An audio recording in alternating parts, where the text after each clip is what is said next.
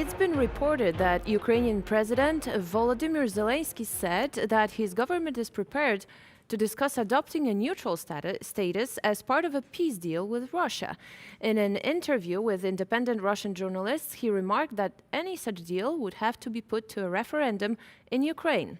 We will talk about the possible compromise with our guest Andriy Timofeyuk, Ukrainian economist and commentator. Hello and welcome. Hi from Kiev, Ukraine. You're in Kiev. How is the Yeah. situation over there? Well, it's like already 34th day of war. We got used. I was listening to your news right now, and it's like weather forecast. We have rockets in the west, some shootings in the east. Yeah, so it's like typical news. So there are no battles in Kiev. But for example, I was yesterday drinking coffee. I was listening. I saw a rocket which was counter attacked by Ukrainian defense system. So no battles, but a lot of stuff happening around. But so far you're safe and you're staying where you are to keep reporting and fighting for your country.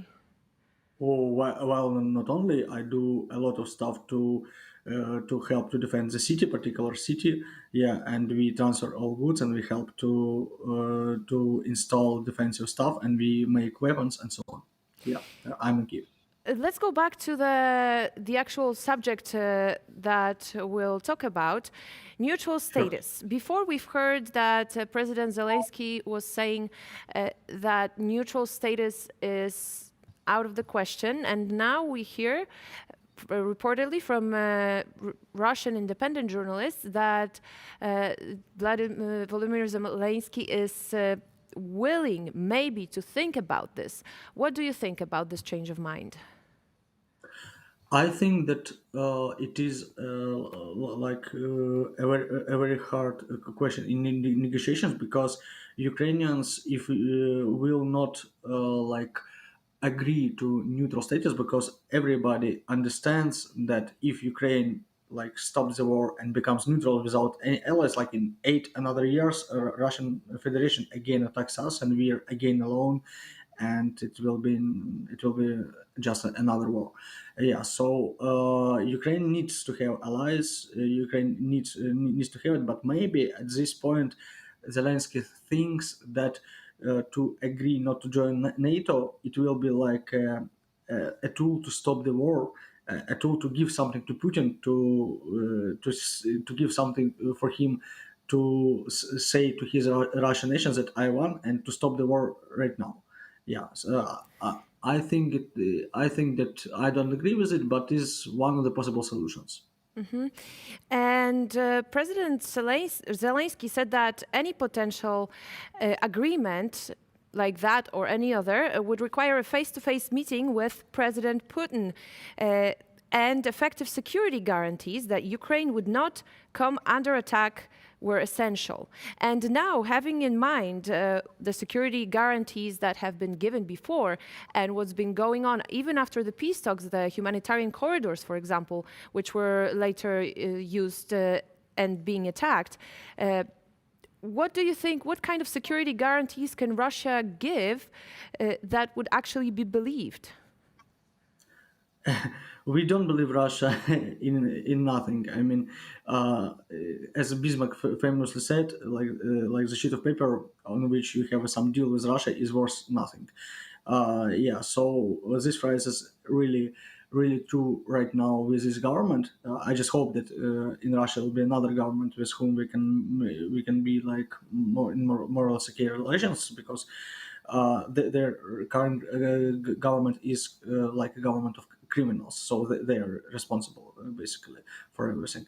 Yeah, so I don't think that they can give us any guarantees. I think that all of this is like negotiations and diplomats do their work, but the real stuff, the real thing which decides, is going on the battlefield right now.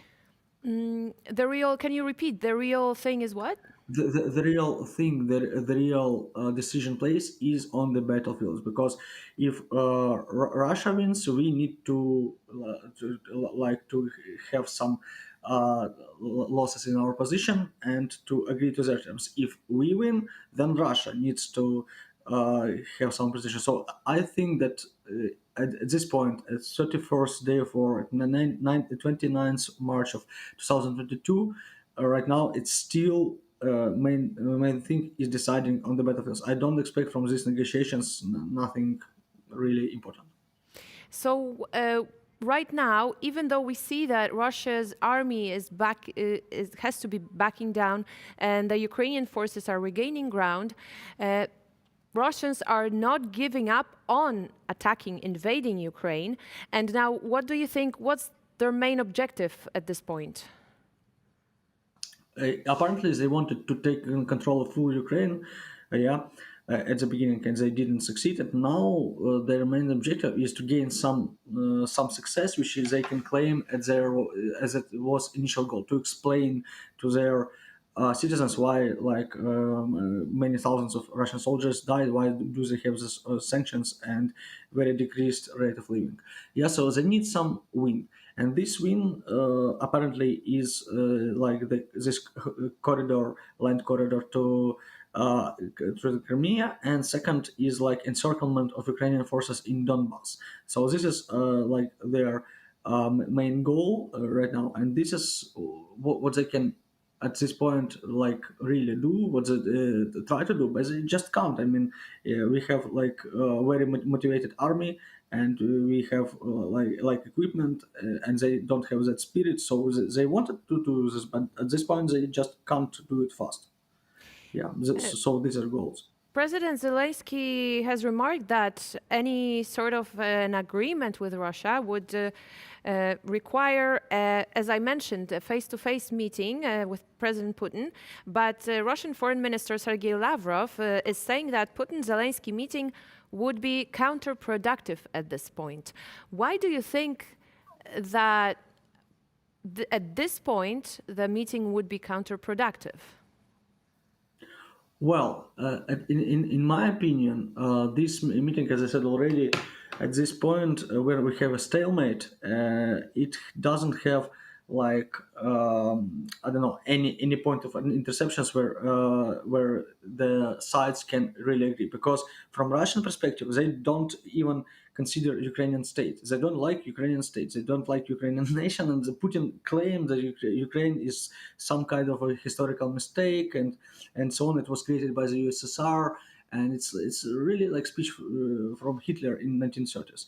From our side, we are really angry because they killed thousands of our people, civilians. They attacked us just in the night. The whole country woke up, and we face like attacks.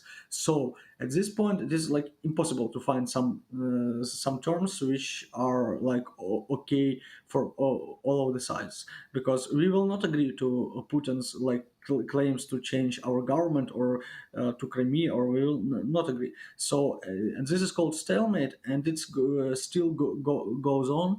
And how it can be end, either one side wins or two sides will be so exhausted that it will not be possible for both sides to continue. But the sides are not yet exhausted. So from this perspective, I also think that Ukrainians and actually our foreign allies need to think not about negotiations between Putin and Zelensky, but what actually goes on the battlefield right now, because this is much more important. So yeah, so it's this meeting at this point it doesn't have a lot of sense. One thing is the meeting, another is what's actually going on. As the experts were saying, Putin thought he would be greeted in Ukraine and after a few days already gain power at least in the eastern regions. And what we can see is Ukraine is over a month already defending its country very successfully, we could say, because there has been obviously a lot of damage done and the lives were taken away. But at this point, what do you think Putin might actually can he actually manage to win over anything at this point? Well, what he can actually manage, I think that, as I already said, it's like Mariupol and encirclement of our forces. This is more or less possible, but we will fight. We will do maximum to do. As like the dangerous point which scares our Western allies is that if Putin doesn't receive even this, then he is like a rat in a corner, and he can really try to use like nuclear weapons. Yeah, so this is actually scary. But I want to say just two things about nuclear weapons. At first, like Putin can give an order, but not all of the Russian generals they will really agree to start a nuclear war, because the war that started Putin, it goes badly because his FSB, this Federal Bureau, no, I don't remember how to translate FSB in English, but this KGB, this ex-KGB, they made a mistake and they actually put army in danger. So why should general throw a nuclear weapon if KGB makes mistakes and Russian soldiers die? So this is the first point, that if Putin says that I will use nuclear weapon, it doesn't mean that he has really like power to use this nuclear weapon. Yeah, and the second point is like the it is possible that Putin will be overthrown before this. Yeah, so by the Russian other security guys, and we actually hope that this will happen. So in terms of what he can gain, it is possible he can gain this some portion of left bank Ukraine, but not even then. And he can, like in poker, he can bluff and raise stakes, but I hope that our Western allies will not buy that.